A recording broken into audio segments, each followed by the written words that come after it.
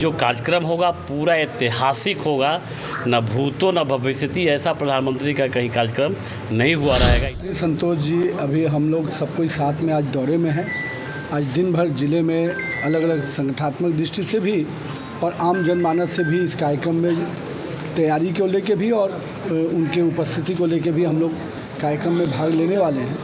पूरी तरह से मैं कह सकता हूँ कि मिथिला की धरती अपने प्रिय नेता के आगमन को लेकर उत्साहित है और मिथिला के वासियों को माननीय प्रधानमंत्री जी ने इतने सौगात पहले दिए हैं कि अभी तो पहले हमारे मिथिला वासी उन्हीं के सम्मान और उसी अभिनंदन के लिए व्याकुल हैं। और मुझे उम्मीद है कि जिस प्रकार से मखाना बोर्ड का गठन मिथिला वासियों के लिए जो कह सकते हैं कि उनके जीवन में जो तरक्की का जो बड़ा कारण बनेगा, मिथिला वासी को व्यवसाय का, यहाँ के आर्थिक उन्नति का केंद्र बनने जा रहा है मखाना बोर्ड। तो मुझे लगता है कि ऐसे ऐसे कई और सौगात हैं।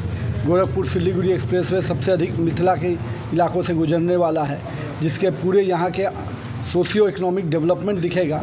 तो माननीय प्रधानमंत्री जी ने ऐसे कई सौगात ऑलरेडी दिए हुए हैं और अब उनका आगमन हो रहा है, तो निश्चित रूप से पूरे मिथिला में उत्साह का वातावरण है और मधुबनी और झंझारपुर की धरती पर वो आ रहे हैं। तो पूरी तरह से यहाँ के लोग उत्साहित होकर उस कार्यक्रम में शामिल होने वाले हैं और हम लोग भी उसी की तैयारी की समीक्षा की दृष्टि से यहाँ आए हैं। एक बासुपट्टी वाली एक सड़क को लेकर के काफ़ी कुछ हुआ था, काम भी काफ़ी हुआ, लेकिन अभी सब फिलहाल यहाँ शहर में जो सिंगनिया चौक से मेन यहाँ की जो पाइप लाइन कही जाती है वो काफ़ी जर्जर हालत है। सर, आपसे काफ़ी उम्मीद है, पहले भी यहाँ बासुपट्टी में आपके रहते सौगात मिली थी कभी। तो चलिए, आपने कुछ विषय पर ध्यान दिलाया है और हम लोग अभी हैं यहाँ पर एक हफ्ता, उसकी भी पूरी जानकारी लेकर आगे जो भी संभव होगा 100% मधुबनी के लिए, मिथिला के लिए जो भी करना होगा हम लोग करेंगे। मधुबनी की लाइफलाइन कहा जाने वाला सर। तो चलिए, आप लोगों ने कहा है तो उस पर ज़रूर तेज़ी से उस पर विचार करेंगे हम लोग। आज हम लोग आए हैं, संगठन का आज बैठक था, युवा मोर्चा का बैठक है और संगठनात्मक कई ऐसे बैठकें हैं। एक बैठक से हम लोग निकले हैं, आगे बैठक होने वाली है और लोगों से जो फीडबैक मिला है कि प्रधानमंत्री को आने के लेके लोगों में बहुत भारी उत्साह है। ये जो कार्यक्रम होगा पूरा ऐतिहासिक होगा, न भूतो न भविष्यति, ऐसा प्रधानमंत्री का कहीं कार्यक्रम नहीं हुआ रहेगा। इतना बढ़िया कार्यक्रम होगा।